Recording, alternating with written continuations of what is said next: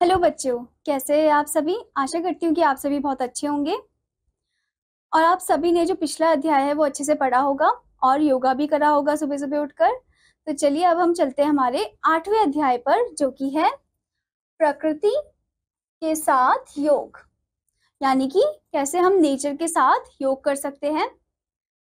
तो चलिए जानते हैं इसके बारे में। प्रकृति द्वारा प्रदत्त जैसे वृक्ष, पशु पक्षी आदि हमें बहुत से आसनों को सिखाने के लिए प्रेरित करते हैं। कुछ आसन जैसे ताड़ासन, सिंहासन, भुजंगासन, शशांक आसन आदि प्रकृति प्रदत्त आसनों के उदाहरण हैं। इन्हें हमें अपने दैनिक जीवन में अपनाना चाहिए। अध्यापक गण प्रत्येक आसन विद्यार्थियों को सरलता पूर्वक एवं सहजता से सिखाए। अब यहाँ पर क्या बोला है कि हम नेचर के थ्रू जैसे वृक्ष को देखकर, पशु पक्षियों को देखकर, ओके, और उनसे हम क्या कर सकते हैं, बहुत से आसनों के बारे में हमें पता चल सकता है। ठीक है, जैसे नेचर का जैसे शेप होता है, पशु पक्षी का जैसे शेप होता है, उसके अकॉर्डिंग हमारे आसन भी होते हैं जो हमारी बॉडी को स्ट्रांग रखते हैं। जैसे कुछ आसनों के नाम आपको दे रखे, जैसे ताड़ासन हो गया, सिंहासन हो गया, भुजंगासन हो गया, शशांक आसन हो गया। ओके, तो इन सभी आसनों को हमें क्या करना चाहिए, अपने जीवन में अपनाना चाहिए। अब जैसे आप यहाँ पर देख सकते हो, सबसे पहला आसन आपको दे रखा है। ताड़ एक वृक्ष होता है जो बिल्कुल सीधा और नीचे से पत्तों रहित होता है। ताड़ की भांति इधर उधर झूलिए। तो आप देख सकते हैं कि ऐसे बच्चा जो है एकदम स्ट्रेट खड़ा है, एकदम सीधे खड़ा हो रखा है और ये अपने दोनों हाथों को ऊपर की तरफ कर रहा है। ओके, तो एकदम ये किसकी तरह खड़ा है, पेड़ की तरह खड़ा है। पेड़ का आपने देखा होगा जो ट्रंक होता है, ब्राउन पार्ट आपने देखा होगा एकदम सीधा रहता है, वो इधर उधर हिलता नहीं, चलता नहीं है, मतलब वो बस उसका ऊपर का पार्ट जो है वो इधर उधर ऐसे हिलता है। ठीक है, तो पेड़ की तरह आपको सीधा खड़ा होना है और इधर उधर ऐसे हिलना है। ठीक है, बैलेंस बनाए रखना है।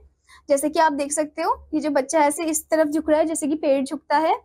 अब आगे क्या बताया है, तो ये आपका पहला जो आसन था वो आपका था ताड़ आसन। अब आगे क्या बताया गया है, देखिए खरगोश की आकृति कैसी है, उसकी भांति झुकिए और एक नया आसन सीखिए। आप देख सकते हो जैसे खरगोश है, खरगोश का जैसे शेप होता है वैसे ही आपको उसी के अकॉर्डिंग झुकना है और उसी के जैसे बॉडी शेप लेना है। ठीक है, तो ये वाला एकदम खरगोश के जैसा वाला आसन हो गया है। ठीक है, जिससे आपकी जो बॉडी है वो काफी ज्यादा स्ट्रांग रहती है और फ्लेक्सिबल रहती है। अब आगे दूसरा आसन जो है, तीसरा आसन, वो है हमारा शेर से रिलेटेड। शेर की भांति बैठिए, उसकी भांति गले से गर्जना कीजिए। अब आपको शेर के जैसे बैठना है, जैसे बच्चा बैठा हुआ है और जैसे शेर दहाड़ता है वैसे ही आपको दहाड़ना है, रॉर करना है। ओके,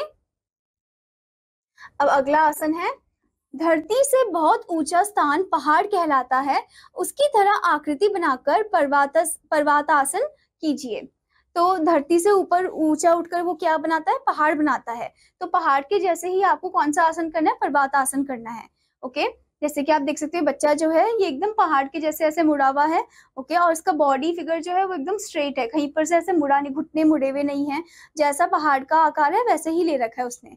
ठीक है, अब आगे कौन सा आसन है, मकरासन सीखने हेतु मगरमच्छ की तरह नीचे लेट जाइए और आराम कीजिए। अब अगला है क्रोकोडाइल वाला आसन, यानी कि मकरासन। तो इसमें मकरासन में क्या करना है, आपको सीधे लेटना है जैसे क्रोकोडाइल होता है और आप देख सकते हो कि एकदम स्ट्रेट ही लेटना है, ऐसे मुड़ना नहीं है। ठीक है, और उसमें आराम करना है, इस आसन में आपको आराम करना है। नेक्स्ट क्या बता रखा है, एल अक्षर की तरह सीधे बैठिए और पैर सीधे कीजिए, सिर कमर सीधी कीजिए और सामने दृष्टि रखिए। वह आपके शरीर के लिए बहुत लाभदायक आसन है। अब यहाँ पर जैसे बोला गया है कि जो लेटर एल होता है ना इंग्लिश में, ठीक है, तो एल के जैसे आपको क्या करना है, बैठना है, सीधे बैठना है एकदम। आपके पैर आगे की तरफ होने चाहिए, सीधे होने चाहिए, हाथ भी एकदम सीधे होने चाहिए, जैसे आप इस फिगर में, इस पिक्चर में देख सकते हो। ठीक है, और यह आपके इस आसन को करने से क्या होता है, इस आसन को करने से आपकी जो शरीर है वो काफी ज्यादा स्ट्रांग रहता है। ठीक है, ये काफी ज्यादा फायदेमंद होता है आपके लिए। तो इस अध्याय से हमें क्या शिक्षा मिलती है बच्चों, इससे हमें यह शिक्षा मिलती है कि आसन आपके स्वास्थ्य के लिए अत्यंत आवश्यक है। कि ये जो अलग अलग टाइप के आपने आसन पढ़े तो ये आपके स्वास्थ्य के लिए क्या है, काफी ज्यादा इंपॉर्टेंट है।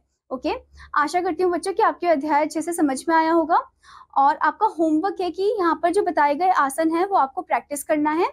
अब मैं आपको मिलूंगी अगले अध्याय में, तब तक के लिए धन्यवाद बच्चों।